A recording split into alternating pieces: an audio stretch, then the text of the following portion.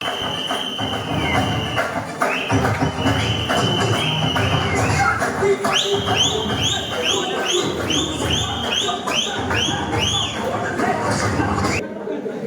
Energy ಬಗ್ಗೆ ನಂಗೆ ಡೌಟೇ ಇಲ್ಲ, ಬಟ್ ಟೈಮ್ ಬಹಳ ಕಡಿಮೆ ಇದೆ. ಪೊಗರ್ ಅಂತ ಸಾಂಗ್ ನನ್ನ ಜೀವನದಲ್ಲಿ ಇಲ್ದಿರೋದು ಒಂದೇ ನನಗೆ. Okay, thank you. ಹೇಗಿದ್ದೀನಲ್ಲ?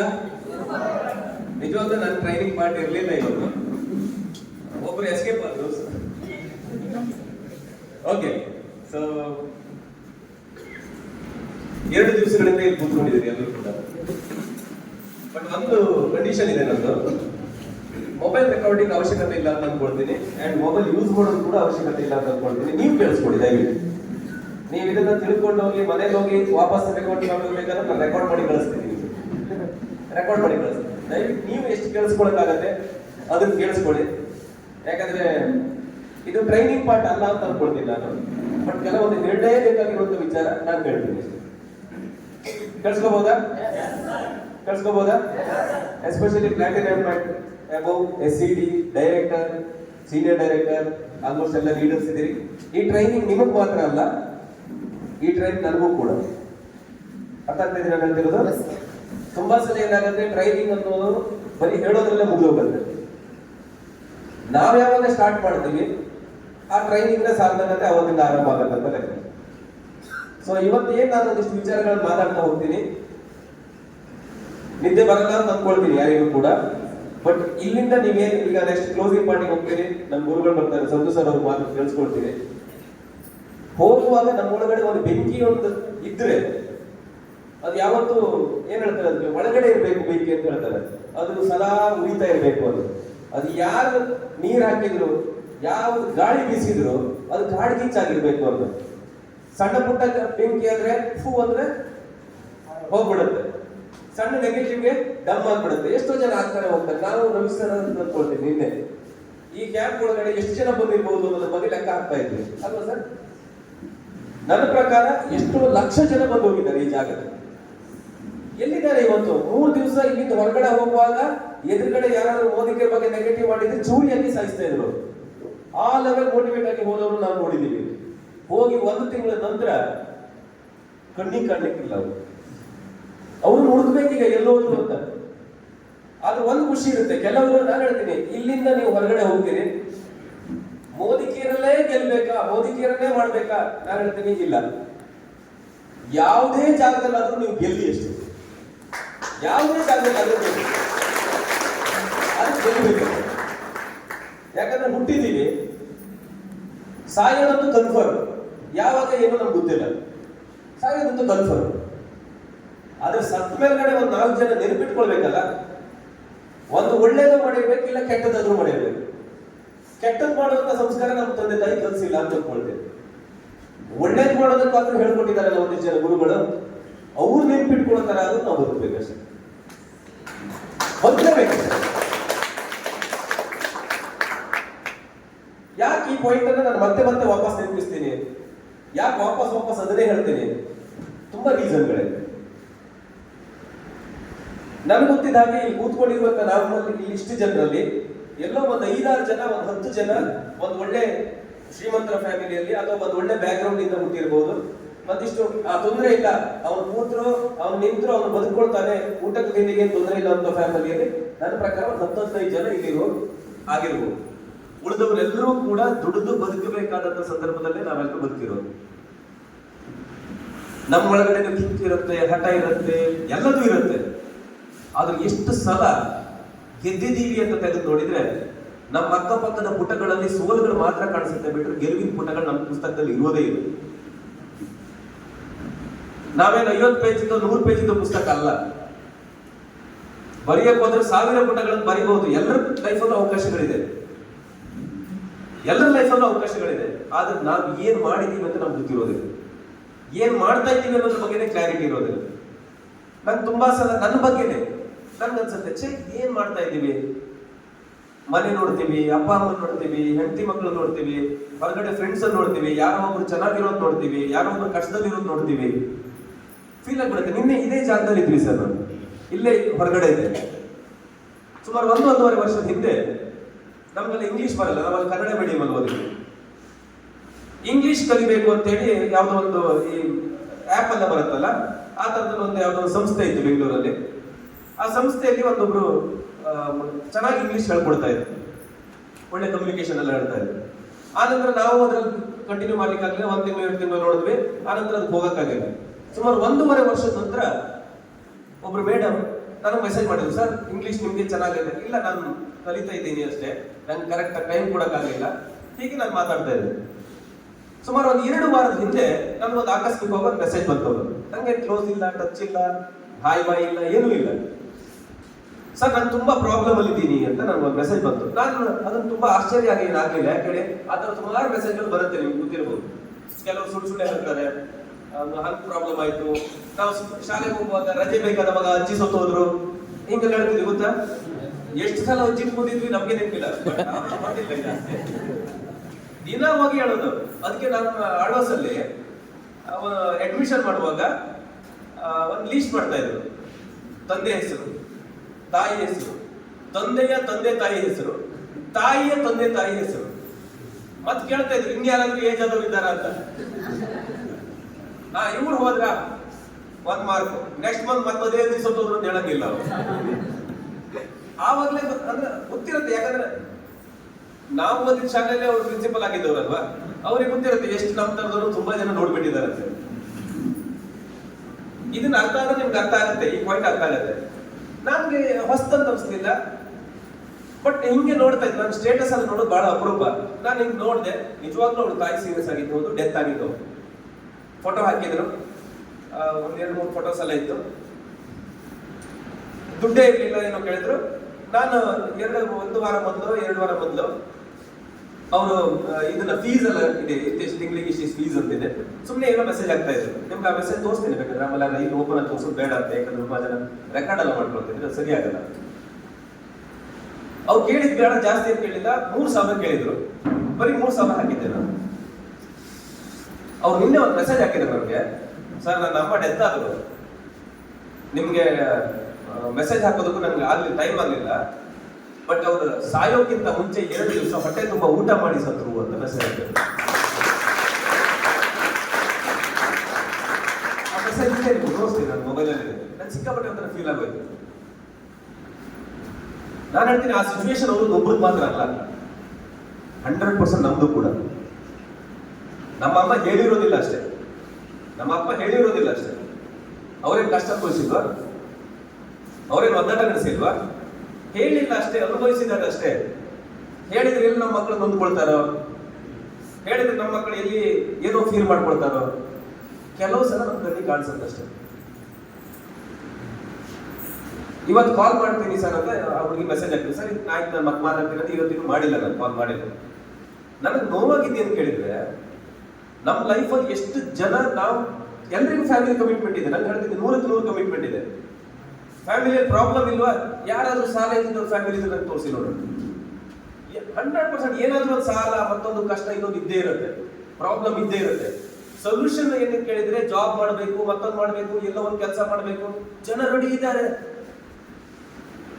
Ravi sir, Raghu sir ಎಷ್ಟು ಚೆನ್ನಾಗಿ ಹೇಳಿದ್ರಲ್ಲ, ಈ ಅಪಾರ್ಚುನಿಟಿ ಯಾಕೆ ಬಂದ್ವಿ? ಈ ರವಿ ಸರ್ಗೂ ನನಗೂ ಒಟ್ಟಿಗೆ ಪ್ರೆಸೆಂಟೇಷನ್ ಆಗಿದ್ದು. ಅದು ಮಾಡಿದ್ದು ದೊಡ್ಡ 5 ಸ್ಟಾರ್ ಹೋಟೆಲ್ ಅಲ್ಲ, ಉಮೇಶ್ ಸರ್ ಗೋಡೌನಲ್ಲಿ. ಕೇಳಿದ ಪ್ರಶ್ನೆಗೆ ನನ್ನ ಹತ್ರನೂ ಉತ್ತರ ಇಲ್ಲ, ಅವ್ರ ಹತ್ರನೂ ಉತ್ತರ ಇಲ್ಲ. ಅವರು ದೊಡ್ಡ ಎಜುಕೇಟೆಡ್, ನಂದು ಡಬಲ್ ಡಿಗ್ರಿ, NET ಎಕ್ಸಾಮ್ ಅನ್ನ ಫಸ್ಟ್ ಅಟೆಂಪ್ಟ್ ಅಲ್ಲಿ ಕ್ಲಾಸ್ ಮಾಡಿದ್ದು, ದೊಡ್ಡ ಸರ್ಟಿಫಿಕೇಟ್ ಕಿರೀಟ ಇತ್ತು ತಲೆ ಮೇಲೆ. ಸಂಬಳ ಎಷ್ಟಿತ್ತು ಕೇಳಿದ್ರೆ 15,000 ಇತ್ತು. ತುಂಬಾ ಜನ ನನ್ನ ಮನೆ ನೋಡೋರು ಇದ್ದೀರಿ ಇಲ್ಲಿ. ನಿನ್ನೆ ಸರ್ ಹೇಳ್ತಾ ಇದ್ರು, ಸರ್ ನೀವು ಮನೆ ಬರ್ಬೇಕು ಅಂತ. ನೀವು ನನ್ನ ಹೊಸ ಮನೆ ಬಂದು ಎಷ್ಟು ಖುಷಿ ಪಡ್ತೀವಿ ಇಲ್ಲ ಗೊತ್ತಿಲ್ಲ, ನೀವು ಹಳೆ ಮನೆಗೆ ಬರ್ಬೇಕು ಸರ್. ಆ ಮನೇಲಿ ಒಂದು ಬಾತ್ರೂಮ್ ಇಲ್ಲ, ಒಂದು ಕಿಚನ್ ಇಲ್ಲ, ಒಂದು ಟಾಯ್ಲೆಟ್ ಇಲ್ಲ. ಊರಲ್ಲಿ ರೆಸ್ಪೆಕ್ಟ್ ಆಗಿತ್ತು ಗೊತ್ತಾ? ದಿವ್ಯಾ ಅಂತ ಹೇಳಿದ್ರೆ ಅವ್ರು ಆಳ್ವಾಸ್ ಮೇಲೆ ಲೆಕ್ಚರ್, ಅವ್ರು ಭಯಂಕರ ದೊಡ್ಡ ಜನ. ಹಿಂಗ್ ಹೋಗುವಾಗ ಒಂದು 10 ಜನ ಹುಡುಗರು ಆ ಕಡೆ ಈ ಕಡೆ ಕ್ರಿಕೆಟ್ ಆಡೋದಕ್ಕೆ, ಯಾರ್ದು ಮನೇಲಿ ಫಂಕ್ಷನ್ ಆದರೆ ಶಾಮಿಯಾನ ಆಗೋದಕ್ಕೆ ಜನ. ನಾವು ಸರ್ವಿಸ್, ಪಂಚಾಯತ್ ಎಲೆಕ್ಷನ್ ಆಗ್ಬೇಕು, ನಮ್ದು ಟೀಮ್ ಇದೆ, ದೊಡ್ಡ ಬೆಟಾಲಿಯನ್ ತಗೊಂಡು ಓಟ್ ಹಾಕಿ. ನಾವು ನಿಂತಿದ್ದಲ್ಲ, ನಿಂತಿದ್ ನಾವಲ್ಲ, ನಿಂತಿದ್ ಯಾರೋ. ಗಲಾಟೆಗೆ ಹೋಗೋದು ಯಾರೋ ನಾವೇ ನಿಂತರೂ ಅಷ್ಟು ಫೀಲ್ ಆಗೋದಿಲ್ಲ. ನೀವಂತ ಸುಂದರ್ ಸರ್ ಹೇಳ್ತಿದ್ರು, ಸರ್ ನೀವಲ್ಲ ಯಾವಾಗ ಇಲೆಕ್ಷನ್ ನಿಲ್ಲೋದು ಅಂತ. ಬಹುಶಃ ನಾವು ನಿಂತು ಅಷ್ಟು ಫೀಲ್ ಆಗೋದಿಲ್ವೇನೋ. ನಮ್ಮ ಅಮ್ಮ ಒಂದ್ ದಿವಸ ಕೇಳಿದ್ರು ನಮ್ಗೆ, ಇಷ್ಟು ರಾತ್ರಿ ಎಲ್ಲ ತಿರುಗಾಡ್ತೇವೆ, ಒಬ್ಬರೊಬ್ಬರೇ ತಿರುಗಾಡ್ತೇವೆ, ಎಷ್ಟು ಜನರನ್ನೆಲ್ಲ ಎದುರು ಹಾಕೊಂಡಿದ್ವಿ, ಏನಾದ್ರು ಹೆಚ್ಚು ಕಡಿಮೆ ಆದ್ರೆ ಏನು? ಸೀರಿಯಸ್ಲಿ ನನ್ಗೆ ಅವತ್ತು ಏನು ಅನಿಸ್ಲಿಲ್ಲ. ನನ್ಗೆ ಮೋದಿಗೇರಿ ಬಂದ ಮೇಲ್ಗಡೆ ಈ ಬಿಸ್ನೆಸ್ ಒಳಗಡೆ ಬಂದ ಮೇಲೆ ಒಂದ್ ದಿವಸ ಅನಿಸ್ತು ನಂಗೆ. ನನ್ಗೆ ಅಕ್ಕ ಒಬ್ಬಳಿಂದ ಅವಳು ಹ್ಯಾಂಡಿಕ್ಯಾಪ್, ಅವಳಿಗಂತೂ ನನ್ನ ತಂದೆ ತಾಯಿ ನೋಡ್ಕೊಳಕ್ಕಾಗಲ್ಲ. ನನ್ಗೊಬ್ಬ ಅಣ್ಣ ಇದ್ದ, ಅವ್ನು SSLC ಅಲ್ಲಿ ಬ್ಲಡ್ ಕ್ಯಾನ್ಸರ್ ಎತ್ತದ, ಸಿಕ್ಕಾಪಟ್ಟೆ ಪ್ರಾಬ್ಲಮ್, ಮತ್ತೊಂದು ಉಳ್ಕೊಂಡಿದ್ದ ನಾನು ಒಬ್ಬನೇ. ನನಗೆ ಯೋಚನೆ ಬರ್ಲಿಲ್ಲ ನಮ್ಮ ತಂದೆ ತಾಯಿ ನಾನು ಹೋದ್ರೆ ಏನಾಗತ್ತ. ಬಟ್ ಅವ್ರು ದಿನ ಯೋಚನೆ ಮಾಡ್ತಾ ಇದ್ರು, ಇವ್ರು ಇದೇ ತರ ಇದ್ದವ್ರು ಗಲಾಟೆ ಮಾಡ್ಕೊಂಡು ಹೋದ್ರೆ, ಇದೇ ತರ ಇವ್ರು ಏನೋ ಮಾಡ್ಕೊಂಡು ಹೋದ್ರೆ. ನಮ್ಮೂರಲ್ಲಿ ಒಬ್ಬರು ಕಾಂಗ್ರೆಸ್ ಮೆಂಬರ್ ಇದ್ರು, ನಮ್ಮ ಅಶ್ವಥ್ ಪಟಾಕಿ ಅವರ ರಿಲೇಷನ್, ಯಾರಂತ ಹೆಸರು ಹೇಳುದಿಲ್ಲ, ನೀವು ರೆಕಾರ್ಡ್ ಮಾಡ್ತಾ ಇದ್ರಿ ಮತ್ತೆ ನಗಳೆ ಬರ್ತದೆ. ಅವ್ರು ಒಂದ್ ದಿವಸ ನಮ್ಮ ಮನೆ ಬಂದಿದ್ರು. ನಮ್ಮ ಮನೆ ಅಂದ್ರೆ ನಿಮ್ಗೆ ಗೊತ್ತಿದೆ, ದೊಡ್ಡ ಬಾಗಿಲೇ ಅಲ್ಲ ಅದು, ಸಿಕ್ಕಾಪಟ್ಟೆ ಖರಾಬ್ ಆಗಿರೋ ಮನೆ. ಬಂದು ಅಮ್ಮನ ಹತ್ರ, ಅಮ್ಮನಿಗೆ ಬ್ಲಾಕ್ ಮೇಲ್ ಯಾಕೆ ಹೇಳಿ, ಬ್ಲಾಕ್ ಮೇಲ್ ಮಾಡಿ ಅಮ್ಮ ನನ್ನನ್ನು ಕಂಟ್ರೋಲ್ ಮಾಡಿದ್ರೆ ನಾವು ಊರ್ ಮಾತೆಲ್ಲ ಕೇಳಲ್ಲ ಅಂತ ಅವ್ರಿಗೆ ಗೊತ್ತಿದೆ. ಅಮ್ಮನ್ ಕಂಟ್ರೋಲ್ ಮಾಡಿದ್ರೆ ನಾನ್ ತಿರ್ಗಾಡೋದಾಗತ್ತೆ, ಅವ್ರೊಂದ್ ಸ್ವಲ್ಪ ವಿನ್ ಆಗ್ತಾರಂತೇಳಿ. ಭಯಂಕರ ಹವ ಇತ್ತು ಅವಾಗ ನಮ್ದು, ಹೋದ್ರೆ ಏನಾದ್ರು ಮಾಡ್ಕೊಂಡು ಬರ್ತೀವಿ ಅಂತ. ಅಮ್ಮನ್ ಬಂದ್ಕೊಂಡು ಹೇಳೋದು, ಅವ್ನು ಹಿಂಗೆ ಮಾಡ್ತಾ ಇದ್ರೆ ಕಷ್ಟ ಆಗತ್ತೆ, ಅದಾಗತ್ತೆ. ಅಮ್ಮ ಒಂದ್ ದಿವಸ ನಮ್ಗೆ ತುಂಬಾ ಹೇಳಿದ್ರು. ಅದು ನಾನೇ ತಲೆ ಕಟ್ಸ್ಕೊಂಡಿಲ್ಲ. ಇಲೆಕ್ಷನ್ ಆಯ್ತು, ಗೆದ್ವಿ, ಮತ್ತೊಂದಾಯ್ತು, ಇನ್ನೊಂದಾಯ್ತು, ಇದೇ ತರದ ಜೀವನ, ಕಂಪ್ಲೀಟ್ ಇದೇ ತರದ ಜೀವನ.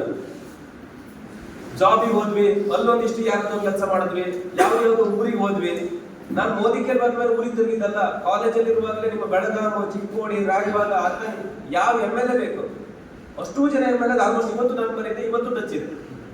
ಆವಾಗಲೇ ಕಾಲೇಜಲ್ಲಿ ಇರುವಾಗ ಯಾಕೆ ಹೋಗೋದು, ಆಳ್ವಾಸ್ ನುಡಿಸಿರಿ ಅಂತ ಪ್ರೋಗ್ರಾಮ್ ಮಾಡೋದು, ಕಾಲೇಜಿಗೆ ಒಂದಿಷ್ಟು ಅಡ್ಮಿಷನ್, ನಾವು 10 ರೂಪಾಯಿ ಲಾಭ ಇಲ್ಲ.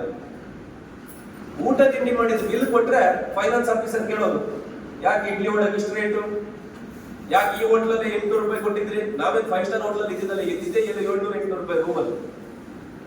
ಅವನಿಗೆ ಏನ್ ಗೊತ್ತು ನಾವಲ್ಲಿ ಹೋಗಿ ಏನ್ ಕೆಲಸ ಮಾಡಿದ್ವಿ ಅಂತ. ಯಾವತ್ತು ಮೋದಿ ಕೇರ್ ಒಳಗಡೆ ಬಂದ್ವೋ ಅವತ್ತು ಗೋಡೌನ್ ಕೂತ್ಕೊಂಡ್ವೋ ಅವತ್ತು ಸಂತು ಸರ್ ಇರ್ಬೋದು, ಉಮೇಶ್ ಸರ್ ಇರ್ಬೋದು, ಮಧು ಇರ್ಬೋದು, ಇವರೆಲ್ಲ ಕೂತ್ಕೊಂಡು ಕೇಳಿದ್ವಿ, ಇಷ್ಟು ದಿವಸ ನಿಮಗೆ ನಾವು ಅಷ್ಟೇ ಅವರಷ್ಟೇ ಸೇಮ್ ಈ ಜೀವಮಾನ ಪರ್ಯಂತ ಸೊಸೈಟಿ ಮತ್ತೊಂದು ಎಲ್ಲ ಓಡಾಡಿ ಆಗಿದೆ. ನಿಮಗೆ ಏನ್ ಮಾಡ್ಕೊಂಡಿದ್ದೀರಿ, ನೀನೇನಿದೆ, ನಿನ್ನ ಹತ್ರ ಮನೆ ಇದೆಯಾ? ಸಂತು ಸರ್ ನಮ್ಮ ಪಾಯಿಂಟ್ ಕೇಳಿದ್ರು, ನಿನಗೊಬ್ಬಳು ತಂಗಿ ಇದ್ದಿದ್ರೆ ನಿನ್ನ ತಂಗಿನ ನಿನ್ನ ಮನೆಯಲ್ಲಿ ಇರೋ ತರ ಯಾರಾದ್ರೂ ಹುಡುಗ ನೋಡಿದ್ರೆ ನೀನ್ ಕೊಡ್ತಾ ಇದ್ಯಾ ಅಂತ. ಅವ್ರು ಕೇಳಿದ ಪಾಯಿಂಟ್ ನನಗೆ ಯಾಕಂದ್ರೆ ನಿನಗೆ ಸದ್ಯದಲ್ಲಿ ಯಾರು ನಿನ್ ಹುಡುಗಿ ಕೊಡೋದಿಲ್ಲ ಅಂತ ಇಂಡೈರೆಕ್ಟ್ ಹೇಳ್ಬೇಕಿತ್ತಲ್ಲ, ಚೂರು ತಿರ್ಸಿ ಹೇಳಿದ್ರು ಅಷ್ಟೇ. ಬಟ್ ವಾಸ್ತವ ಅದು. ನಾನು ಎಷ್ಟೋ ಜನ ಹುಡುಗರೆಲ್ಲ ಬರ್ತಾ ಇದ್ರು, ಮಧ್ಯಾಹ್ನ ಊಟ ಮಾಡ್ತಾ ಇದ್ರು, ಅಮ್ಮ ಪಾಪ ಏನೆಲ್ಲ ಮಾಡಿ ಹಾಕ್ತಾ ಇದ್ರು, ಊಟ ಮಾಡ್ಕೊಳ್ತಿದ್ರು, ಹೋಗ್ತಿದ್ರು. ನಾನು ಯಾವತ್ತ ಡಿಗ್ರಿಗೆ ಹೋದ್ರೆ, ಆನಂತರ ಜಾಬ್ ಸಿಕ್ತು, ಮತ್ತೊಂದೆಲ್ಲ ಆದ್ಮೇಲೆ ನನ್ಗೆ ಅರ್ಥ ಆಗಿದ್ದು, ಈ ಮನೆಯಲ್ಲಿದ್ರೆ ಬಂದವರೆಲ್ಲ ನನ್ನನ್ನ ಸಿಂಪತಿಯಲ್ಲಿ ನೋಡ್ತಾರೆ ಅಂತ. ನಾನು ಸುಮಾರು ಜನ ಬಂದ್ರು ನಮ್ಮ ಮನೆಗೆ, ಸ್ವಲ್ಪ ದುಡ್ಡಿದ್ದವರು ದೊಡ್ಡವರೆಲ್ಲ ಬಂದ್ರು. ಅವರೆಲ್ಲ ಬಂದವರು ಅಲ್ಲಿ ಬರುವವರೆಗೆ ರೆಸ್ಪೆಕ್ಟೇ ಬೇರೆ ನನ್ನ ಬಗ್ಗೆ. ಬಂದ ಮೇಲ್ಗಡೆ ಅವ್ರು ವಾಪಸ್ ಹೋಗುವಾಗ ಅವ್ರ ಬಾಯಲ್ಲಿ ಛೆ ಪಾಪ ಒಂದ್ ಮನೆ ಕಟ್ಕೊಂಡಿಲ್ಲ ಇದು, ಅಷ್ಟು ದುರ್ಬಲ ಹಾಗಾದ್ರೆ ನಾನು, ಅಷ್ಟು ಪವರ್ ಇಲ್ವಾ? ಇತ್ತು, ಆದ್ರೆ ಆ ಇದ್ದು ಜಾಗದಲ್ಲಿ ಮಾಡ್ಕೊಳಿಕ್ ಆಗ್ಲಿಲ್ಲ. ಆ ಜಾಗ ಚೇಂಜ್ ಮಾಡಿದ್ದಕ್ಕೆ ಇವತ್ತಿನ ದಿವ್ಯ ಇವತ್ತು ನಿಂತ್ಕೊಂಡಿದ್ರು.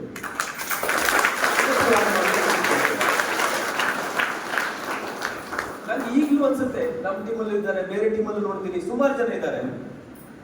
ಅವ್ರ ಕೆಲಸ ನೋಡಿದ್ರೆ ಅಥವಾ ಅವ್ರದ್ದು ಪರಿಸ್ಥಿತಿಗಳು ನೋಡಿದ್ರೆ ನಿರ್ಲಿಪ್ತರು, ಅವರಂತರ ಭಾವನೆಗಳೇ ಇಲ್ಲ. ನಾ ಇಲ್ಲೇ ಬೇಕಾದ್ರೆ ಲೆಕ್ಕ ಮಾಡಿ ತೋರಿಸ್ತೀನಿ, ಮುಖ ನೋಡಿ ಹೇಳ್ತೀನಿ ನಾನು, ಹಿಂಗೆ ನೀವು ಇದೇ ತರ ಇದ್ದೀರಿ. ಭಾವನೆಗಳು ನಿಮ್ಮ ಒಳಗಡೆ ಇರಬಹುದು. ನಿಮ್ಗೆ ಎಷ್ಟು ಜನರ ಸಂಪರ್ಕ ಇದೆ, ಎಷ್ಟು ಜನರ ಸಂಪರ್ಕ ಇದೆ, ಆ ಸಂಪರ್ಕ ಇಟ್ಕೊಂಡು ಏನ್ ಮಾಡಿದಿರಿ, ಯಾರು ಗೊತ್ತು ನಿಮ್ಗೆ? ನಾನು ಎಷ್ಟೋ ವರ್ಷಗಳ ಹಿಂದೆ ಒಂದು ಮಾತಾಡಿದ್ದೆ, ಮೋದಿ ಕೇರಿಗೆ ಬಂದು ಅಥವಾ ಹೊರಗಡೆ ಇದ್ದವಾಗ್ಲೂ ಹೆಂಗೋ ನನಗೆ ಗೊತ್ತಿಲ್ಲ, ಇಡೀ ಕರ್ನಾಟಕದಲ್ಲಿ ಎಲ್ಲಿ ಹೋದ್ರು ಕೂಡ ಕರೆದು ಊಟಕ್ಕೆ ಹಾಕುವಷ್ಟು ಜನ ಸಂಪಾದನೆ ಮಾಡ್ಕೊಂಡಿದ್ದೀವಿ ಅಂತ. ಅದನ್ನೇ ಮಾಡ್ಕೊಂಡಿಲ್ಲ. ಇನ್ನು ಎಷ್ಟು ಜನ ಮನುಷ್ಯರ ಜೊತೆನೆ ಮಾತಾಡಲ್ಲ. ಇನ್ನೊಬ್ಬರ ಮುಖ ನೋಡಿದ್ರೆ ಈಗ ನಿಮ್ಗೆ ಗೊತ್ತಿರ್ಲಿ, ನೀವು ಎಂತ ಜರ್ಮನ್ ಶೆಫರ್ಡ್ನೇ ಸಾಕಿರಿ, ಎಂತ ದೊಡ್ಡ ಪಾಮೇರಿಯನ್ನು ಎಷ್ಟು ಕೋಟಿಂದ ತಗೊಂಡು ಬಂದ ನಾಯಿನೇ ಸಾಕಿ, ಅದು ಇನ್ನೊಂದು ನಾಯಿ ನೋಡಿದ್ರೆ ಗುರ್ರ ಅನ್ನೋದೇ ಸ್ಮೈಲ್ ಕೊಡಲ್ಲ. ನೋಡಿದ್ರೆ ಇದನ್ನ ಪೂರ್ಣ ಅನ್ನೋದು ಸ್ಮೈಲ್ ಕೊಡಲ್ಲ, ಯಾಕಂದ್ರೆ ಅದು ನಾಯಿ ಬುದ್ಧಿ. ನಾವು ಹಂಗಲ್ಲ. ಎದುರುಗಡೆ ಶತ್ರು ಸಿಕ್ಕಿದ್ರು ಕೂಡ ಒಂದು ಸ್ಮೈಲ್ ಕೊಡೋದು ಅಭ್ಯಾಸ ಮಾಡ್ಕೊಳ್ಳಿ, ನಿಮ್ಮ ಬಿಸ್ನೆಸ್ ಆಟೋಮೆಟಿಕ್ಲಿ ಗ್ರೋತ್ ಆಗ್ತಾ ಹೋಗುತ್ತೆ. ನಮ್ಗೆ ಹಂಗಲ್ಲ, ನಮ್ಗೆ ಇಡೀ ಪ್ರಪಂಚದ ಭಾರ ಎಲ್ಲ ತಲೆ ಮೇಲೆ ಇಟ್ಕೊಂಡಂಗೆ. ಇವತ್ತು ಮೋದಿ ಪ್ರಮಾಣ ವಚನ ಮಾಡ್ತಾ ಇದಾರಲ್ಲ, ಪಾಪ ಅವ್ರು ಟೆನ್ಷನ್ ಅಲ್ಲಿ ಇದ್ರಲ್ಲಿ ಗೊತ್ತಿಲ್ಲ, ನಮಗೆ ಜಾಸ್ತಿ ಟೆನ್ಷನ್. ಒಳಗಡೆ ಒಂದು ಹಠ, ನಾನೇನೋ ಮಾಡ್ಬೇಕು ಅಂತ ನಿಮ್ಗೆ ಗೊತ್ತಿಲ್ಲ. ನಾವು ಈ ಬಿಸ್ನೆಸ್ ಮಾಡ್ತಿರೋದು ಯಾರ ಜೊತೆ ಮಾಡ್ತಾ ಇರೋದು? ಪ್ರಾಣಿಗಳ ಜೊತೆನಾ? ಒಂದು ನಾಯಿ ಬಿಸ್ಕೆಟ್ ಕೊಟ್ರೆ ಮರು ದಿವಸ ನೆನ್ಪಿಟ್ಕೊಂಡು ಮಾತಾಡ್ಸತ್ತೆ. ಒಬ್ಬ ಮನುಷ್ಯನಿಗೆ ಹೆಲ್ಪ್ ಮಾಡಿದ್ರೆ ಅವ್ನು ಮಾತಾಡ್ಸಲ್ವಾ? 100 ಮಾತಾಡ್ತಾರೆ. ನಾನು ಹೇಳಿದ್ದು ಮೊನ್ನೆ ಯಾವತ್ತು ನಾನು ದುಡ್ಡು ಹಾಕಿ ನಿಜವಾಗ್ಲೂ ಕೇಳಿದ್ರೆ ಮದರ್ ಪ್ರಾಮಿಸ್ ನೀವು ಮೆಸೇಜ್ ನೋಡಿ, ನಾನು ವಾಪಸ್ ಅವ್ರಿಗೆ ಮೆಸೇಜ್ ದುಡ್ಡು ಬಂತ ಅಂತ ಕೇಳಿಲ್ಲ, ಇನ್ನೊಂದೇನಾದ್ರು ಕೇಳಿಲ್ಲ, ಹೆಂಗಿದ್ರು ಅಂತ ಕೇಳಿಲ್ಲ, ನೆನಪು ಮಾಡ್ಕೊಂಡು ವಾಪಸ್ ರಿಪ್ಲೈ ಮಾಡುವಂತ ಒಂದು ಸೌಜನ್ಯ ಅವ್ರಿಗೆ ಇತ್ತಲ್ಲ. ಅವ್ರು ಯಾರಂತ ಗೊತ್ತಿಲ್ಲ, ಅವ್ರು ಬ್ಲಾಕ್ ಮಾಡಿಕೊಂಡ್ರೆ ನಂಗೇನು ಗೊತ್ತಾಗ್ತಾ ಇದೆ. ನಾನು ಆಯ್ತು ಮೋಸ ಮಾಡಿದ್ರೆ ಒಂದು ಅನುಭವ ಅಂತ ಬಿಟ್ಬಿಡ್ತಿದ್ದೆ, ಅನ್ಕೊಳ್ತಿದ್ದೆ. ಅದು ನಿಮ್ಗೆ ಗೊತ್ತಿರಲಿ, ಒಬ್ಬ ನಿಯತ್ತಿನ ಮನುಷ್ಯ ಯಾವತ್ತೂ ಮೋಸ ಮಾಡೋದಿಲ್ಲ. ನಾವು ಖುಷಿ ಪಡ್ಬೇಕೇನು ಗೊತ್ತಾ, 2 ದಿವಸ ಇಂಥ ಜಾಗದಲ್ಲಿ ಬಂದು ಕೂತ್ಕೊಂಡಿದೀವಿ. ಇಲ್ಲಿ ಬಂದಿರೋರು ಎಲ್ಲರೂ ಸಜ್ಜನ್ರೆ. ಕೆಟ್ಟವರಾಗಿದ್ರೆ, ಒಳ್ಳೆತನ ಇಲ್ಲದೆ ಇದ್ದಿದ್ರೆ ಯಾರು ಒಬ್ರಿಗೊಬ್ರು ಹೊಂದಾಣಿಕೆ ಮಾಡ್ಕೊಂಡು ಇರೋದಿಲ್ಲ. ಒಂದೇ ತಾಯಿ ಮಕ್ಕಳ ನಾವು ಯಾರಾದ್ರೂ ರಿಲೇಟಿವ್ಸ, ಸಂಬಂಧಿಕರ, ನಮ್ಗೆ ಏನಾದ್ರೂ ಬೇರೆ ಏನಾದ್ರೂ ಇದೆಯಾ? ಎಷ್ಟು ತಮಾಷೆ ಆಗಿರ್ತೀವಿ, ಎಷ್ಟು ಖುಷಿಯಾಗಿರ್ತೀವಿ, ಎಷ್ಟು ಎಂಜಾಯ್ಮೆಂಟ್ ಮಾಡ್ತೀವಿ. ಒಂದೇ ರೂಮಲ್ಲಿ ಇರ್ತೀವಿ, ಒಟ್ಟಿಗೆ ಅಲ್ಲೆಲ್ಲ ಹೋಗ್ತೀವಿ, ಒಟ್ಟಿಗೆ ಕೂತ್ಕೊಳ್ತೀವಿ, ಇಲ್ಲಿ ಹಾಡ್ತೀವಿ, ಕುಣಿತೀವಿ. ಒಂದು ದಿವಸ ಮನೆಯವ್ರ ಜೊತೆ ಹಿಂಗ್ ಮಾಡಿದೀವ? ಒಂದು ದಿನ ಮನೆಯವ್ರ ಜೊತೆ ಹಿಂಗಿದ್ವಾ? ನಮ್ ಕಡೆ ಒಂದು ಗಾದೆ ಬಂದಿದೆ, ಊರಿಗೆ ಉಪ್ಕಾರಿ ಮನೆಗೆ ಮಾರಿ ಅಂತ. ಕೇಳಿದ್ರೆ ಇದನ್ನ? ಸತ್ಯವಾಗ್ಲೂ ಹೌದು, ಸುಳ್ಳಲ್ಲ. ನಾನು ಹೇಳ್ತೀನಿ, ಯಾವ ಕಥೆ ಕೇಳ್ತೀವಿ ನಾವು, ಈ ರಾಮಾಯಣ ಮಹಾಭಾರತ ತುಂಬಾ ಓದ್ತಾ ಇದ್ವಿ ಅವಾಗ. ಪ್ರತಿ ಸಲ ನಮ್ಮ ಹತ್ರ ರೀಸನ್ಗಳು ಬಟ್ ಈಗ ನಿಮ್ಮ ಹತ್ರನೇ, ನೀನ್ ಯಾಕೆ ಸಕ್ಸಸ್ ಆಗಿಲ್ಲ ಮೋದಿಕೆನಲ್ಲಿ ಅಂತ ಕೇಳಿದ್ರೆ, ಬರೆಯೋಕೆ ಹೇಳಿದ್ರೆ 50 ಪುಟ ಬರಿಬಹುದು. ನೀವು ಬರಿಬಹುದು, ಖಂಡಿತ ಬರಿತೀರಿ. ಅದು ಸರಿ ಇಲ್ಲ, ಇದು ಸರಿ ಇಲ್ಲ, ಪ್ರಾಡಕ್ಟ್ ಹಂಗಾಯ್ತು, DP ಇಲ್ಲ, ಮತ್ತೊಂದು ಅಪ್ಲೈನ್ ಬಂದಿಲ್ಲ, ಡೌನ್ ಲೈನ್ ಇಲ್ಲ, ಇನ್ನೊಂದು ಎಕ್ಸೆಟ್ರಾ ಎಷ್ಟು ಬೇಕು ನಿಮ್ಮ ಹತ್ರ ಲೀಸ್ಟ್. ಸರಿ, ನೀನೇನ್ ಮಾಡಿದೆ ಅಂತ ಕೇಳಿ ಅವನು, ಬರೀ ಈಗ 50 ಪೇಜ್.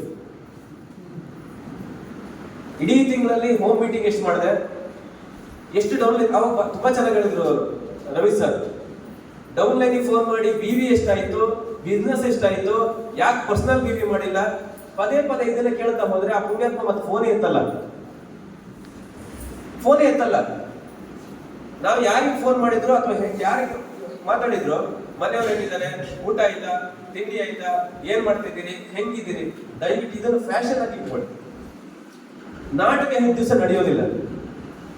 ಬಾಯಿ ಮಾತಿಗೆ ನೀವು ಕೇಳಬಹುದು, ಸುಮ್ಮನೆ ಕಾಟಾಚಾರಕ ಅಂತ ಕೇಳಿದ್ರೆ ಎದುರುಗಡೆ ಇದ್ದವ್ರು ಮನುಷ್ಯ, ಅವನಿಗೂ ಅರ್ಥ ಆಗುತ್ತೆ ಫೀಲಿಂಗ್ಸ್. ದಟ್ರಲ್ಲ ಯಾರು ಎದುರುಗಡೆ ಇರೋರು.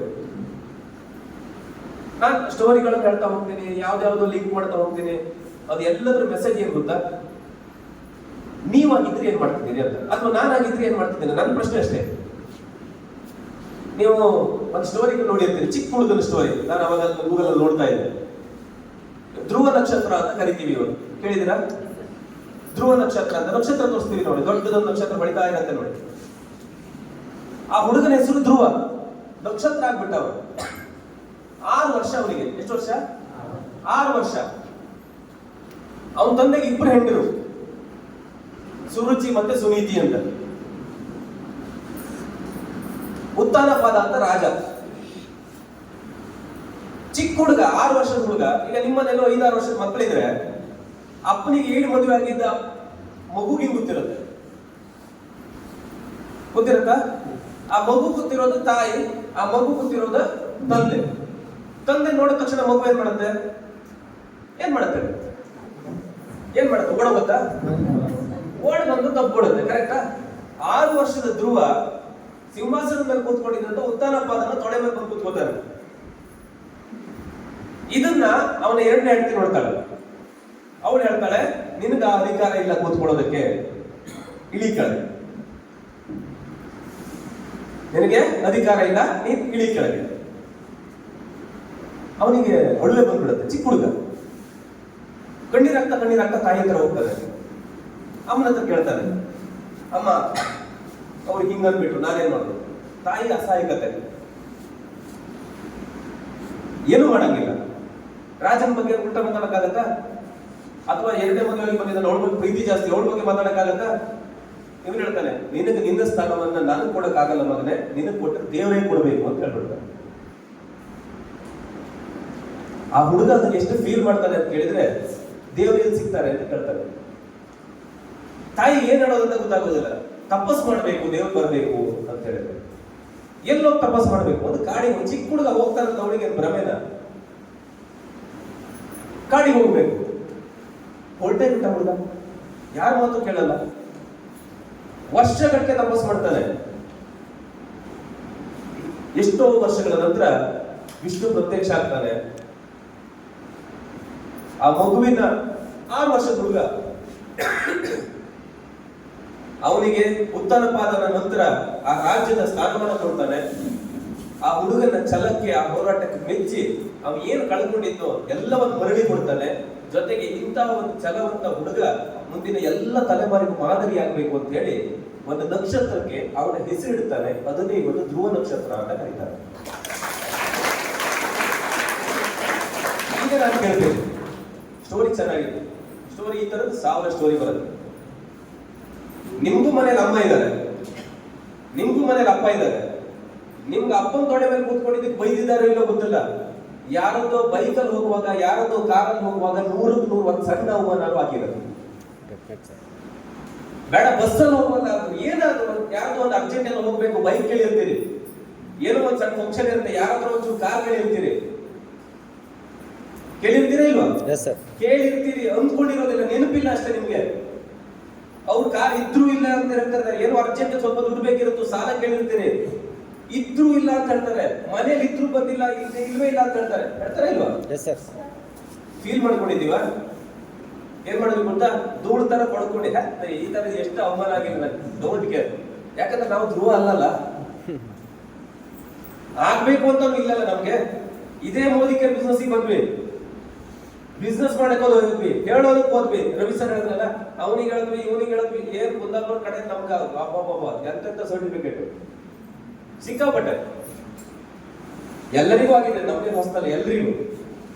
ಎಷ್ಟೋ ಜನ ಹರ್ಟ್ ಆದ್ರಿ, ನೊಂದ್ಕೊಂಡ್ರಿ, ಮತ್ತೊಂದು ಮಾಡಿದ್ರೆ ಸೈಡಿ ಹೋಗ್ಬಿಟ್ರಿ. ಈಗಲೂ ಎಷ್ಟೋ ಜನ ನೀವು ಭಯ ಪಡ್ತಿರೋದೇನು ಗೊತ್ತಾ? ಅವನೇನೋ ಹೇಳ್ತಾನೆ, ಇವನೇನೋ ಹೇಳ್ತಾನೆ, ಇವನೇನೋ ಹೇಳ್ತಾನೆ, ಇವನೇನೋ ಹೇಳ್ತಾನೆ. ಕರೆಕ್ಟಾ? ನಾನು ಹೇಳ್ತೀನಿ, ಸುಮ್ಮನೆ ಕೂತ್ಕೊಳ್ಳಿ, ಇನ್ನೊಂದು 6 ತಿಂಗಳು ಅವ್ರು ಬಾಯಿ ಮುಚ್ಕೊಂಡಿರ್ತಾರೆ ಅಂತ ನೋಡಿ. ಜಾಸ್ತಿ ಮಾಡ್ತಾರೆ ಹೇಳೋದು, ಜಾಸ್ತಿ ಮಾಡ್ತಾರೆ. ಅಂಬಾನಿ ಮೊನ್ನೆ ಮಗನಿಗೆ ಮದುವೆ ಮಾಡಿಸ್ತಾ ಇದ್ದಾರೆ, ಎಷ್ಟೋ 1000 ಕೋಟಿ ಖರ್ಚು ಮಾಡ್ದ. ಯಾರೋ ಪಾರ್ಕ್ ಅಲ್ಲಿ ಕೂತ್ಕೊಂಡವ, ದಾರಿ ಮೇಲೆ ನಡ್ಕೊಂಡು ಹೋಗೋ ಹೇಳ್ತಾನೆ, ಏನ್ ಶೋಕಿ ಮಾಡ್ತಾನೆ. ಏನ್ ಇವನಪ್ಪ ದುಡ್ಡ ಅದು? ಅವ ದುಡ್ದಿದ್ದು ಅವ ಮಾಡ್ತಾನೆ. ನೀವು ಬಿಸ್ನೆಸ್ ಈಗ ತಕ್ಕಂತ ಈಚೆ ಬನ್ನಿ, ನಿಮ್ ಟ್ರ್ಯಾಕ್ ಬನ್ನಿ. ನಿಮ್ಮ ಬಿಸ್ನೆಸ್ ನೀವು ದುಡಿತಾ ಇರೋದು, ಫೀಲ್ಡ್ ವರ್ಕ್ ಮಾಡ್ತಿರೋದು ನೀವು, ಕಷ್ಟ ಪಡ್ತಿರೋದು ನೀವು, ಹೋರಾಟ ಕೊಡ್ತಿರೋದು ನೀವು. ಯಾವನೋ ಒಬ್ಬ ದಾರಿ ಮೇಲೆ ಮಾತಾಡಿದವಾಗ, ಯಾರೋ ನಿಮ್ ಪಕ್ಕದಲ್ಲಿದ್ದಾವ ಫ್ರೆಂಡ್ ಅಂತೂ ನಾನು ಹೇಳಲ್ಲ, ಒಬ್ಬ ಒಳ್ಳೆ ಫ್ರೆಂಡ್ ಯಾವತ್ತೂ ನೀವು ಮಾಡ್ತಿರೋ ಕೆಲಸಕ್ಕೆ ಸಪೋರ್ಟ್ ಆಗಿ ನಿಂತ್ಕೊಳ್ತಾರೆ. ಒಳ್ಳೇದು ಮಾಡ್ತಿರೋ ಕೆಟ್ಟದ್ದು ಮಾಡ್ತಿರೋ ಸಪೋರ್ಟ್ ಆಗಿ ನಿಂತ್ಕೊಳ್ಳುವ ಮಾತ್ರ ಫ್ರೆಂಡ್. ಸಪೋರ್ಟ್ ಆಗಿ ಮಾತ್ರ ಫ್ರೆಂಡ್. ಅದನ್ನ ಇಟ್ಕೊಂಡು ನೀವು ಮಾಡ್ತಿರೋದಕ್ಕೆಲ್ಲ ಮತ್ತೆ ಬೊಕ್ಕೆ ಹಾಕೊಂಡು ಎಳಿತಿರ್ತಾನಲ್ಲ, ಅವ್ನು ಯಾವತ್ತೂ ನೀವು ಫ್ರೆಂಡ್ ಅಂತ ಅಂದ್ಕೊಳ್ಬೇಡಿ. ಯಾವತ್ತೂ ನೀವು ಫ್ರೆಂಡ್ ಅಂತ ಅಂದ್ಕೊಳ್ಬೇಡಿ, ಅದು ವೆರಿ ಡೇಂಜರಸ್. ನನ್ನ ರಿಕ್ವೆಸ್ಟ್ ಇಷ್ಟೇ, ನಿಮ್ಮ ತಲೆಯಲ್ಲಿ ನಿಮ್ಮ ಒಂದ್ ಸಣ್ಣ ಕಲ್ಪನೆ ಇರ್ಬೇಕು. ಅಪ್ಲೈನ್ ಬೇಕಾ? ಸಾರಿ ಬೇಡ. ಏಕಲವ್ಯ ಸ್ಟೋರಿ ಕೇಳಿದ್ರಲ್ಲ, ಗೊತ್ತಲ್ವ ನಿಮ್ಗೆ? ಅವನಿಗೆ ಯಾರಾದ್ರೂ ಪಾಠ ಹೇಳಿಕೊಟ್ರ? ಇಲ್ಲ ಸರ್. ಪಾಠ ಬಿಡೋದು ಹೇಳ್ಕೊಟ್ರ? ಅರ್ಜುನನ್ಗಿಂತ ದೊಡ್ಡ ಬಿಲ್ದಾರ ಹೇಳಿಕೊಟ್ಟು ಈಗ ನಮ್ಗೆ ಯಾರೋ ಡೌನ್ ಲೈನ್, ಇವ್ರು ನಮ್ ಡೌನ್ ಲೈನ್ ಅಂತ ತಿಳ್ಕೊಳ್ಳಿ, ಇವ್ರು ನಮ್ ಡೌನ್ ಲೈನ್ ಅಂತ ತಿಳ್ಕೊಳ್ಳಿ. ಇವ್ರಿಗೆ 1000 ಸಲ ಹೇಳ್ಕೊಟ್ಟಿರ್ತೀನಿ ನಾನು. ಇವ್ರಿಗೆ ಹೇಳ್ಕೊಡೋದನ್ನ ಯಾರೋ ಒಬ್ಬ ಕೇಳಿಸ್ಕೊಳ್ತಾನೆ. ಇವ್ರು ಮಾಡ್ತಾರೋ ಇಲ್ಲ ಗೊತ್ತಿಲ್ಲ, ಆ ಕೇಳಿಸ್ಕೊಂಡು ಪುಣ್ಯಾತ್ಮ ಮಾಡ್ತಾನೆ. ಒಂದ್ ಸಣ್ಣ ಎಕ್ಸಾಂಪಲ್ ಅಂತ ಹೇಳಿದ್ರೆ ನಮ್ಗೆ ತುಂಬಾ ಸೀರಿಯಸ್ ಅಂತ ದಯವಿಟ್ಟು ನಿಂತ್ಕೊಳ್ಳಿ. ನಂಗೆ ಇವ್ರ ಪರಿಚಯ ನಿನ್ನೆ ಆಯ್ತು ಸರ್, ರವಿ ಸರ್, ಇವ್ರ ಪರಿಚಯ ನಿನ್ನೆ ಆಯ್ತು. ನಾನು ಹಿಂಗ್ ಒಳಗಡೆ ಬರುವಾಗ ಇವ್ರು ಬೈಕ್ಬಿಟ್ಟು, ಸರ್ ನಾನು ನಿಮ್ ದೊಡ್ಡ ಫ್ಯಾನ್ ಅಂತ. ಅವ್ರ ಏಜ್ ಎಷ್ಟು, ನನ್ನ ಏಜ್ ಎಷ್ಟು, ಅವ್ರ ಅನುಭವಗಳೇನೋ ಅವ್ರು ದೊಡ್ಡ ದೊಡ್ಡ ಹಂತದಲ್ಲಿದ್ದಾರೆ, ದೊಡ್ಡ ವ್ಯಕ್ತಿತ್ವ. ಸರ್ ನಿಮ್ದೇ ಆದ ಒಂದು ವಿಡಿಯೋ ನೋಡಿದೆ ಸರ್, ನಾನು ದಿನ ಬಂದ್ಕೊಳ್ಳುವಾಗ ನಿಮ್ಮ ವಿಡಿಯೋ ನೋಡ್ತಾನೆ ನಾನು ನಿದ್ದೆ ಮಾಡ್ತೀನಿ ಸರ್, ಅದನ್ನ ಕೇಳಿಸ್ಕೊಳ್ತೀನಿ ಸರ್. ತುಂಬಾ ಸುಮಾರು ಹೊತ್ತು ಮಾತಾಡಿದ್ರು ಅವರು. ಮತ್ತೆ ಇನ್ನೊಂದು ಏನಿದ್ದಾರೆ, ತುಂಬಾ ಹೊತ್ತು ಮಾತಾಡಿ. ನನಗೆ ಹೇಳ್ಕೊಳಕ್ಕೂ ಇಲ್ಲ ಬಿಡಕ್ಕೂ ಇಲ್ಲ. ನಾನು ಕೇಳ್ತೀನಿ, ಒಂದು ದಿವಸ ಆದ್ರೂ ಹೋಗಿ ನಾನು ಅವ್ರಿಗೆ ಹೋಮ್ ಮೀಟಿಂಗ್ ಮಾಡಿದ್ದೀನ? ಒಂದು ದಿವಸ ಆದ್ರೂ ಅವ್ರಿಗೆ ನಾನು ಟ್ರೈನಿಂಗ್ ಕೊಟ್ಟಿದ್ದೀನ? ಕಳೆದ 7 ವರ್ಷದಿಂದ ನಾನು ಟೀಮಿಗೆ 1000 ಟ್ರೈನಿಂಗ್ ಕೊಟ್ಟಿದ್ದೇನೆ. ಒಬ್ಬ ಮಗ ಬಂದು ಹೇಳಿ ನೋಡು, ಅವ್ರಿಗೆ ಅದ್ರ ವ್ಯಾಲ್ಯೂ ಅರ್ಥ ಆಗಲ್ಲ. ಅರ್ಥ ಆಗ್ತಿದೆ ನಾನು ಹೇಳ್ತಿರೋ ಪಾಯಿಂಟ್? ಅವ್ರಿಗೆ ಅರ್ಥ ಆಗಲ್ಲ. ನೀವು ಯಾವತ್ತು ಇವ್ರ ತರನೋ ಇನ್ನೊಬ್ರ ತರನೋ ಯಾರಿಂದ ಕಲಿತೀರಿ ಇಂಪಾರ್ಟೆಂಟ್ ಅಲ್ಲ, ನನ್ನಿಂದ ಕಲಿಬೇಕು ಅಂತಿಲ್ಲ. ರವಿ ಸರ್, ರಾಘು ಸರ್, ಮತ್ತೊಬ್ರು ಒಳ್ಳೇದು ಪ್ರಪಂಚದ ಯಾವ್ದು ಮೂಲೆಯಿಂದ ಬೇಕಾದ್ರೆ ಬರಲಿ, ನೀವು ತಗೊಂಡು ಕಲಿತು ಏಕಲವ್ಯ ತರ ನಿಂತ್ಕೊಳ್ತೀರಾ, ಹೆಸರಾಗ್ತೀರಿ, 100% ಹೆಸರಾಗ್ತೀರಿ. ಅದ್ರ ಬಿಟ್ಕೊಂಡು ನನ್ನ ಅಪ್ಲೈನೇ ಬಂದ್ಕೊಡ್ಬೇಕು, ನನ್ನ ಡೌನ್ಲೈನೇ ನನ್ನ ಕೇಳಬೇಕು, ನಾನು ಮಾತ್ರ ಹೇಳ್ಬೇಕು, ಶಾಶ್ವತ ಅಲ್ಲ ಇದು ಯಾವುದು. ಇವತ್ತು ಎಷ್ಟು ಜನರಿಗೆ ದ್ರೋಣರ ಮಗ ಅಶ್ವತ್ಥಾಮನ ಹೆಸರು ಗೊತ್ತಿತ್ತೋ ಇಲ್ಲೋ ಗೊತ್ತಿಲ್ಲ. ಏಕಲವ್ಯನ ಹೆಸರು ಮಾತ್ರ 100% ಎಲ್ಲರಿಗೂ ಕೂಡ ಗೊತ್ತಿದೆ. ನೀವು ಈ ಬಿಸ್ನೆಸ್ ಅಲ್ಲಿ ನಾಳೆ ಅಚೀವ್ಮೆಂಟ್ ಮಾಡೋದಕ್ಕೆ ಯಾರು ಟ್ರೈನಿಂಗ್ ಕೂತ್ಕೊಂಡ್ರು, ಎಲ್ಲಿ ಹೋಗಿ ಕಲ್ತ್ರೋ, ಎಲ್ಲಿ ಫೀಲ್ಡ್ ವರ್ಕ್ ಮಾಡ್ರು ಮ್ಯಾಟರ್ ಅಲ್ಲ, ಎಷ್ಟು ಜನ ನೆನ್ಪಿಟ್ಕೊಳ್ತಾರೆ ಅನ್ನೋದು ಬಹಳ ದೊಡ್ಡ ಮ್ಯಾಟರ್. ನನ್ನ ರಿಕ್ವೆಸ್ಟ್ ಏನ್ ಗೊತ್ತಾ, ಪ್ರಪಂಚದಲ್ಲಿ ನಿಮ್ಗೆ 1000 ಎಕ್ಸಾಂಪಲ್ಗಳು ಸಿಗುತ್ತೆ, ಎಲ್ಲಿ ಹೋದ್ರೂ ಕೂಡ ಸಿಗುತ್ತೆ. ಒಂದೇ ಒಂದು ರಿಕ್ವೆಸ್ಟ್ ಏನ್ ಗೊತ್ತಾ, ಕೊನೆಯದಾಗಿ ಇಷ್ಟು ಜನ ಬಂದು ಕೂತ್ಕೊಂಡಿದ್ದೀರಿ, ಇವತ್ತು ಮನೆಗೆ ಹೋಗ್ತೀರಿ. ಮನೆಗೆ ಹೋಗುವಾಗಲೂ ಕೂಡ ನಿಮ್ಗೆ ಮರೆಯುವಂತ ಸಂದರ್ಭ ಯಾರಿಗೂ ಇಲ್ಲ. ನಿಮ್ಮ ಅಪ್ಪ, ನಿಮ್ಮ ಅಮ್ಮ, ನಿಮ್ಮ ಅಣ್ಣ ತಂಗಿ, ನಿಮ್ಮ ಫ್ಯಾಮಿಲಿ ಒಂದ್ಸಲ ನಿಮ್ಮ ಕಣ್ಮುಂದೆ ಬರ್ಬೇಕು. ಯಾವತ್ತೂ ಕೂಡ ಕಣ್ಮುಂದೆ ಬರ್ತಾ ಇರ್ಬೇಕು ಅವರೆಲ್ಲ. ನಾನು ಇಷ್ಟೊಳಗಡೆ ಅವರಿಗೋಸ್ಕರ ಏನ್ ಮಾಡಿದ್ದೀನಿ, ಒಂದ್ಸಲ ನಿಮ್ ಟೀಮ್ ಅವ್ರು ನಿಮ್ ಕಣ್ಮುಂದೆ ಬರ್ಬೇಕು. ನಿಮ್ ಡೌನ್ ಲೈನು, ನಿಮ್ಮ ಅಪ್ ಲೈನು ಎಲ್ಲರೂ ಬರ್ಲಿ. ನೀವ್ ಏನ್ ಮಾಡಿದೀರಿ ಅವರಿಗೆ, ಅವ್ರು ನೆನ್ಪಿಟ್ಕೊಳ್ಳೋ ತರ ನೀವ್ ಏನ್ ಮಾಡಿದೀರಿ ಅಂತ ಒಂದ್ಸಲ ನೆನ್ಪು ಮಾಡ್ಕೊಳ್ಳಿ. ನಿಮ್ಗೆ ಖುಷಿ ಆಯ್ತು, ನಾನು ಬಿಡಪ್ಪ ನಾನು ಸೂಪರ್ ಆಗಿ ಮಾಡಿದೀನಿ ಅಂತ ಅನಿಸ್ತು ಅಂತ ಹೇಳಿದ್ರೆ ಟೆನ್ಷನ್ ಆಗ್ಬೇಕು, ಆರಾಮಾಗಿ ನಿದ್ದೆ ಮಾಡಿ. ನಾನು ಮಾಡಿದ ಕಡಿಮೆ ಆಯ್ತು, ನಾನು ಪ್ರಾಮಿಸ್ ಕೊಟ್ಟಾಗ ಅವ್ರಿಗೆ ನಾನು ಇನ್ನೂ ಮಾಡಿಲ್ಲ, ಅವ್ರ ಜೀವನ ಚೆನ್ನಾಗಿರೋದಕ್ಕೆ ನಾನು ಇನ್ನೊಂದಿಷ್ಟೇನು ಮಾಡ್ಬೇಕಿತ್ತು. ಇವನ್ ಫ್ಯಾಮಿಲಿಗಿರ್ಬೋದು, ಟೀಮಿಗಿರ್ಬೋದು, ನಾನು ಅವ್ರಿಗೆ ಇನ್ನೊಂದಿಷ್ಟು ಟೈಮ್ ಕೊಡ್ಬೇಕಿತ್ತು. ಅವ್ರು ನಾಳೆ ನನ್ನ ಬಗ್ಗೆ ಇನ್ನೊಂದಿಷ್ಟು ಖುಷಿಯಿಂದ ಪ್ರೌಡ್ ಫೀಲಿಂಗ್ ಇಂದ ಅವ್ರು ನನ್ನ ಬಗ್ಗೆ ಮಾತಾಡೋದ್ರಿಂದ ಬದುಕಬೇಕಿತ್ತು ಅಂತ ಅನಿಸ್ತು ಅಂತ ಹೇಳಿದ್ರೆ ನಾನು ಹೇಳ್ತೀನಿ, 1 ಗಂಟೆ ನಿದ್ದೆ ಕಡಿಮೆ ಮಾಡಿ ಮತ್ತೊಂದಿಷ್ಟು ಯೋಚನೆ ಮಾಡಿ. ತುಂಬಾ ಜನರಿಗೆ ಅನ್ಸುತ್ತೆ ನಂಗೆ ಅವ್ರ ತರ ಆಗ್ಬೇಕು, ಇವ್ರ ತರ ಆಗ್ಬೇಕು, ಅಷ್ಟು ಫ್ಯಾನ್ ಫಾಲೋಯಿಂಗ್ ಬರಬೇಕು, ಇನ್ನೊಂದು ಆಗ್ಬೇಕು. ಎಲ್ರಿಗೂ ಡ್ರೀಮ್ ಇರುತ್ತೆ.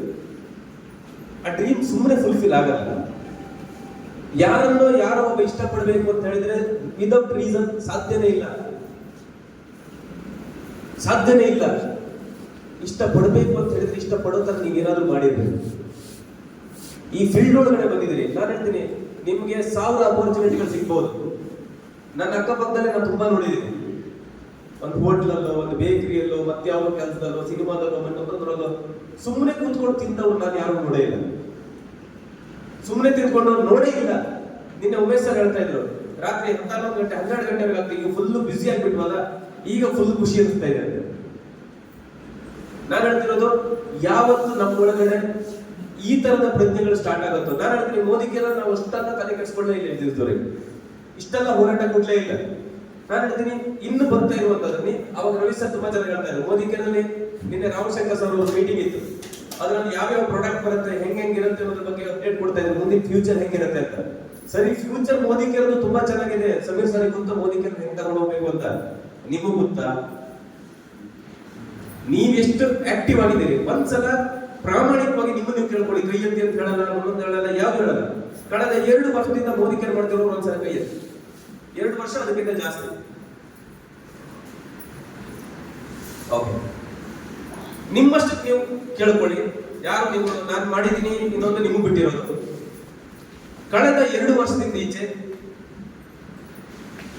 ಒಂದು 10 ಸ್ಪಾನ್ಸರಿಂಗ್ ನಾನು ನನ್ನ ಫ್ರಂಟ್ ಲೈನ್ ಮಾಡಿದ್ದೀನಿ, ಅಥವಾ 10 ಜನರನ್ನ ನಾನೇ ಪ್ರೈವೇಟ್ ಆಗಿ ಮೋದಿ ಕೇರ್ ಒಳಗಡೆ ಕರ್ಕೊಂಡು ಬಂದಿದ್ದೀನಿ. ನೀವು ಡೌನ್ ಲೈನ್ ಕರ್ಕೊಂಡು ಬಂದಿದ್ದಾಗ ನಮ್ಗೆ ಹೇಳ್ಬೇಡಿ.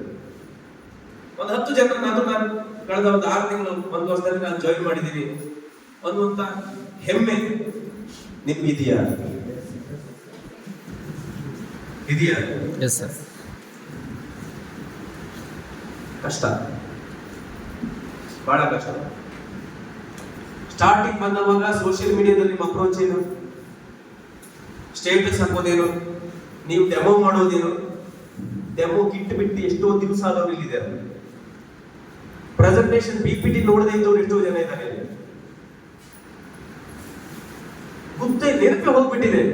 ಇನ್ಕಮ್ ಬರಬೇಕು, ಬಿಸ್ನೆಸ್ ಆಗ್ಬೇಕು, ಮತ್ತೊಂದೇನು ಗೆಲ್ಲಬೇಕು ಅಂತ ಹೇಳಿದ್ರೆ ಹೋರಾಟ ಬಿಗಿನಿಂಗ್ ಇಂದ ಸ್ಟಾರ್ಟ್ ಆಗ್ಬೇಕು. ಒಬ್ಬ ಬೆಳಿಗ್ಗೆ ಒಂದು ಹೋಟೆಲ್ ಬಿಸ್ನೆಸ್, ಬೆಳಿಗ್ಗೆ ಇಡ್ಲಿ ವಡ ದೋಸೆ ಎಲ್ಲ ಮಾಡಿರ್ತಾನೆ. ನಾಳೆ ಅದೇ ಇಡ್ಲಿ ವಡ ತಗೊಂಡು ಬಂದ್ರೆ ಅವನಿಗೆ ವ್ಯಾಪಾರ ಆಗಲ್ಲ. ಅವ್ನು ಮತ್ತೆ ಪುನಃ ಬೆಳಿಗ್ಗೆ ರುಬ್ಬಕ್ ಹಾಕ್ಬೇಕು, ಇದ್ ಮಾಡ್ಬೇಕು, ಮತ್ತೆ ವಾಪಸ್ ಮಾಡ್ಬೇಕು, ಬಿಸಿ ಬಿಸಿ ಕೊಟ್ರೆ ಮಾತ್ರ ಅವನಿಗೆ ಬಿಸ್ನೆಸ್. ನಮ್ ಬಿಸ್ನೆಸ್ ಕೂಡ ಹಂಗೆ. ಪ್ರಾಡಕ್ಟ್ ಅದೇ ಇರ್ಬೋದು, ಅಪ್ರೋಚ್ ದಿನ ದಿನ ಮಾಡ್ಬೇಕು, ಫೀಲ್ಡ್ ವರ್ಕ್ ದಿನ ದಿನ ಮಾಡ್ಬೇಕು, ಫೋನ್ ಮೀಟಿಂಗ್ ದಿನ ದಿನ ಮಾಡ್ಬೇಕು. ಒಬ್ಬ ಡೌನ್ ಲೈನಿಗೆ ಫೋನ್ ಮಾಡಿ ನೀವು ಮಾಡುವಂತ ಮಾತಿಂದ ಅವನಿಗೆ ಒಂಚೂರು ಏನೋ ಮಾಡ್ಬೇಕು ಅಂತ ಅನ್ಸ್ಬೇಕು. ನಿಮ್ಮ ಫೋನ್ ಯಾಕಾದ್ರೂ ಬರುತ್ತೋ ಅಂತ ಅವ್ನಿಗೆ ಅನ್ಸ್ಬಾರ್ದು. ನನಗೂ ನಿಮ್ಗೆ ಎಲ್ಲರಿಗೂ ಸೇರಿ ಹೇಳ್ತಿರೋದು ನಾನು ಇದನ್ನು. ನಿಮ್ಮ ಒಳಗಡೆ ನವ ಚೈತನ್ಯ ಅನ್ನೋದು ಎಷ್ಟು ಬರುತ್ತೋ, ದಿನ ಈ ಅರಳು ಗುರುವರೆ ಹೊಡೆಯೋದು ಅಂತ ಹೇಳ್ತಾರೆ ಗೊತ್ತಾ. ಬಿಸಿಯಾದ ಕಾವಲಿಗೆ ಈ ಭತ್ತ ಹಾಕುವಾಗ ಪಟ್ ಪಟ್ ಪಟ್ ಪಟ್ ಪಟ್ ಅಂತ ಕೊಟ್ಟಂತ ಗೊತ್ತಾ. ಆ ತರ ನೀವು ಎಷ್ಟು ಆಕ್ಟಿವ್ ಆಗಿರ್ತಾರೋ ನಿಮ್ ಜೊತೆ ಟೀಮ್ ಬಂದೇ ಬರುತ್ತೆ. ಟೀಮ್ ಜೊತೆ 100% ಬಂದೇ ಬರುತ್ತೆ. ನೀವು ಸಪ್ಪೆ ಮುಖ, ಚೈತನ್ಯವೇ ಇಲ್ಲ. ಇದು ಹೆಂಗ್ ಕೇಳಿದ್ರೆ ಈ ಎಲ್ಲ ಈ ಬ್ಲಡ್ ನೆಲ್ಲ ತೆಗೆದ್ಮೇಲೆ ಏನು ಉಳ್ಕೊಳ್ಳೋದಿಲ್ಲ. ಆ ತರ ಜೀವೋತ್ಸವ ಇರ್ಬೇಕು ದಯವಿಟ್ಟು. ಒಂದು ಎನರ್ಜಿ ಇರ್ಲಿ. ಇಲ್ಲಿ ಏನು ಹೈ ಜೋಶಲ್ಲಿ ಇರ್ತೀರಿ, ಆ ಜೋಶ್ ಹೊರಗಡೆ ಇರ್ಲಿ, ಆ ಖುಷಿ ಹೊರಗಡೆ ಇರ್ಲಿ. ಬಿಸ್ನೆಸ್ ಬೈ ಪ್ರಾಡಕ್ಟ್ ಅದು ಬಂದೇ ಬರ್ತದೆ. ನನ್ನ ರಿಕ್ವೆಸ್ಟ್ ಕೊನೆಯದಾಗಿ, ಇಲ್ಲಿ ಇವತ್ತು ಇಷ್ಟು ಜನ ಬಂದು ಕೂತ್ಕೊಂಡಿದ್ದೀರಿ, ಇವತ್ತು ಹೋಗುವಾಗ ಒಂದು ಚಾಲೆಂಜ್ ತಗೊಂಡು ಹೋಗಿ. ಈ ತಿಂಗಳು ಏನ್ ಮಾಡ್ತೀರ ಗೊತ್ತಿಲ್ಲ, ಅಟ್ಲೀಸ್ಟ್ ನೀವು ಶ್ರೀಲಂಕಾ ಟ್ರಿಪ್ ಈ ತಿಂಗಳು ನಾನು ಕ್ವಾಲಿಫೈಡ್ ಆಗ್ಲೇಬೇಕು. ಡೌನ್ ಲೈನ್ ಶ್ರಮದಿಂದ ಅಲ್ಲ, ನಿಮ್ಮ ಓನ್ ಶ್ರಮದಿಂದ ಅನ್ನೋದು ನಿಮ್ಮ ತಲೆಯಲ್ಲಿ.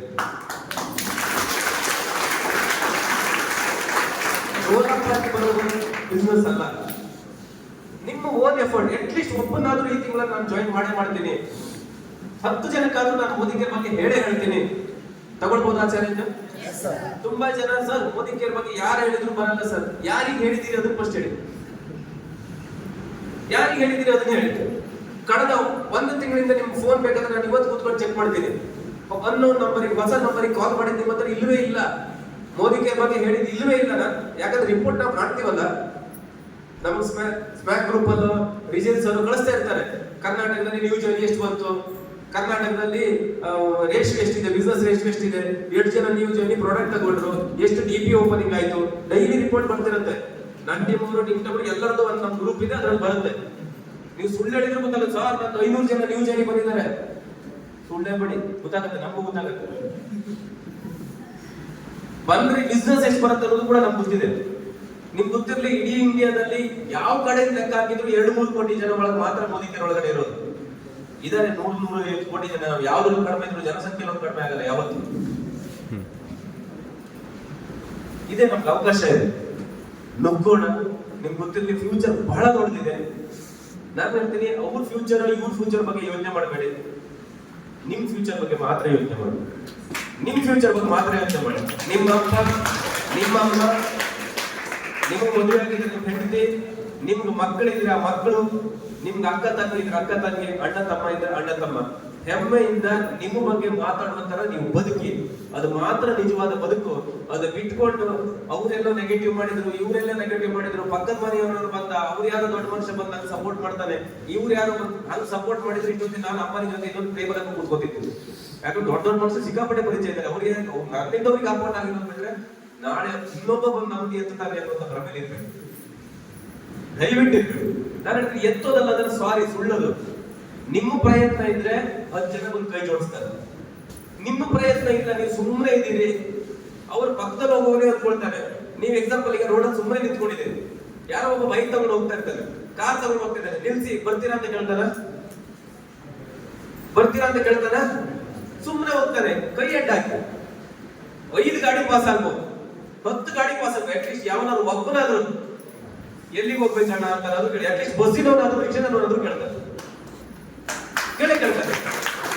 ನೀವು ಏನೂ ಇಲ್ಲ, ನಿಮ್ಮ ಅಕ್ಕಪಕ್ಕದಲ್ಲೇ ಯಾರು ಹೋಗ್ತಾ ಇದ್ದಾರೆ, ನೀವು ಈ ಕಡೆ ಪಾಸ್ ಆಗ್ತಾ ಇದ್ದಾರೆ, ನೀವು ಮಾತಾಡ್ತಾ ಇಲ್ಲ. ಮೋದಿ ಕೇರ್ ಆಗಲ್ಲ, ಮೋದಿ ಕೇರ್ ಯಾರು ಕೇಳಲ್ಲ.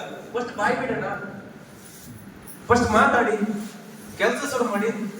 ಫೀಲ್ಡ್ ಖಾಲಿ ಇದೆ, ಅಗ್ರಿಕಲ್ಚರ್ ಇದೆ, ಹೆಲ್ತ್ ಇದೆ. ಯಾವ ಪ್ರಾಡಕ್ಟ್ ಅನ್ನು ಮೋದಿಕೆರೆಯಿಂದ ಕೊಟ್ಟರು ಕೂಡ ಬೇಡ ಅನ್ನುವಷ್ಟು ತಾಕತ್ ಎದುರುಗಡೆ ಇದ್ದವ್ರಿಗೆ ಇಲ್ಲ. ಆದ್ರೆ ಹೇಳುವ ತಾಕತ್ ನಮ್ಮ ಒಳಗಡೆ ಎಷ್ಟಿದೆ ಅನ್ನೋದು ಬಹಳ ಇಂಪಾರ್ಟೆಂಟ್.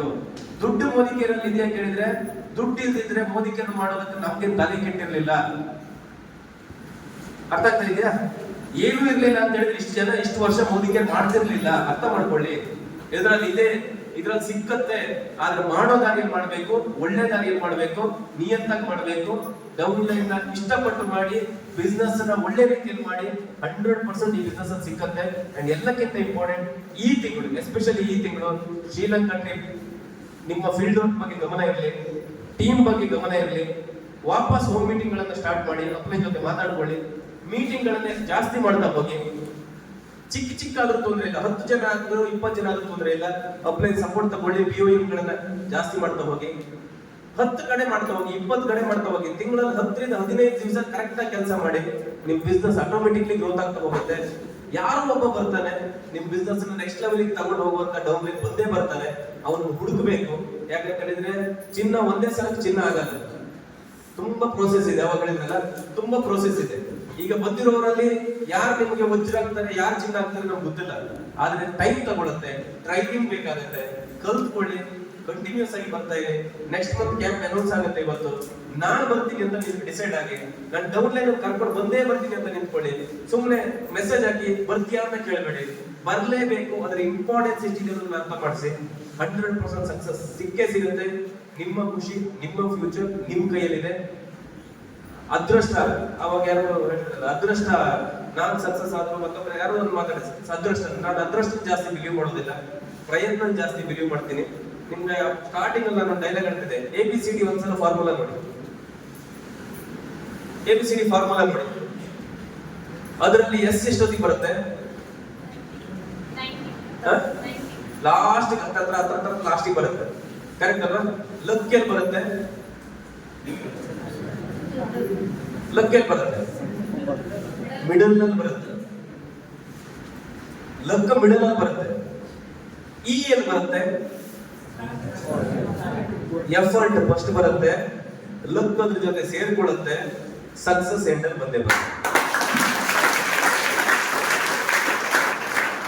ನಮ್ಮ ಜನ ಮಧ್ಯದಲ್ಲಿರೋದನ್ನ ತಗೊಂಡು ಮತ್ತೆ ಫಸ್ಟಿಗೆ ಹಾಕೊಂಡು ಟ್ರೈ ಮಾಡ್ತಾ ಇದ್ದಾರೆ. ಲಕ್ ಬಂದು ನನ್ನನ್ನ ಕೆಲಸ ಮಾಡೋ ತರ ಮಾಡುತ್ತೆ. ಸಾರಿ, ಮಾಡಲ್ಲ. ಕೆಲಸ ಮಾಡಿ, ಅದೃಷ್ಟ ನಿಮ್ಮನ್ನ ಸಕ್ಸಸ್ ಕಡೆ ಕರ್ಕೊಂಡು ಹೋಗೋದು. ಇದು ಮಾತ್ರ ದೇವ್ರು ಹೇಳೋದು. ತಪಸ್ಸು ಮಾಡದೇ ಇದ್ದವರಿಗೆ ವರ ಕೊಟ್ಟಿದ್ದ ಎಕ್ಸಾಂಪಲ್ ಇಲ್ಲ. ನಿಮ್ಗೆ ಗೊತ್ತಿರ್ಲಿ, ತಪಸ್ಸು ಮಾಡದೇ ಇದ್ದವರಿಗೆ ಯಾವ್ದಾದ್ರು ದೇವ್ರು ಕೊಟ್ಟಿದಾರ? ಸುಮ್ಮನೆ ಕೂತ್ಕೊಂಡವ್ರಿಗೆ ತಗೋ ನಿಮ್ಗೆ ಒಂದು ವರ ಕೊಟ್ಟಿದಾರ? ವರ್ಷಗಟ್ಟಲೆ, 1000 ವರ್ಷಗಟ್ಟಲೆ, 100 ವರ್ಷಗಟ್ಟಲೆ ತಪಸ್ಸು ಮಾಡಿದಾರಂತೆ. ಅಟ್ ಲೀಸ್ಟ್ 1 ವರ್ಷ 2 ವರ್ಷ ಡೆಡಿಕೇಶನ್ ಮಾಡದೆ ಆಗಿರುವಂತ ಸಾಧನೆಯಲ್ಲಿ ನಾವು ಎಲ್ಲೂ ಇಲ್ಲ. 27 ವರ್ಷದಿಂದ ಸಮ್ಮಿಶ್ರ ಮೋದಿಗೆ ಕಟ್ಟಿ ಕೊಟ್ಟಿದ್ದಾರೆ. 2 ವರ್ಷ 3 ವರ್ಷ ಗಟ್ಟಿಯಾಗಿ ನಿಂತ್ಕೊಳ್ಳೋಣ. ಯಾವತ್ತು ಬರ್ತಾನೋ ಇಲ್ಲ ಗೊತ್ತಿಲ್ಲ, ನಾನ್ ನಿಂತ್ಕೊಳ್ತೀನಿ ಅಂತ ಕೆಲಸ ಮಾಡೋಣ. ಒಳ್ಳೆ ಲೀಡರ್ಸ್ ಇದ್ದಾರೆ, ಅಪ್ಲೈನ್ ಇದ್ದಾರೆ. ನಾವೆಲ್ಲರೂ ಸೇರಿ ಒಂದು ಹೊಸ ಭಾರತ ಕಟ್ಟೋದಕ್ಕೆ, ಹೊಸ ಭವಿಷ್ಯ ಕಟ್ಕೊಳ್ಳೋದಕ್ಕೆ ನಿಂತ್ಕೊಳ್ಳೋಣ ಅಂತ ಹೇಳ್ತಾ, ಸೊ ನನ್ನ ಮಾತಲ್ಲಿ ಇಷ್ಟೊತ್ತು ಕೇಳಿಸ್ಕೊಟ್ಟಿದ್ದಕ್ಕೆ ಧನ್ಯವಾದಗಳು. Thank you.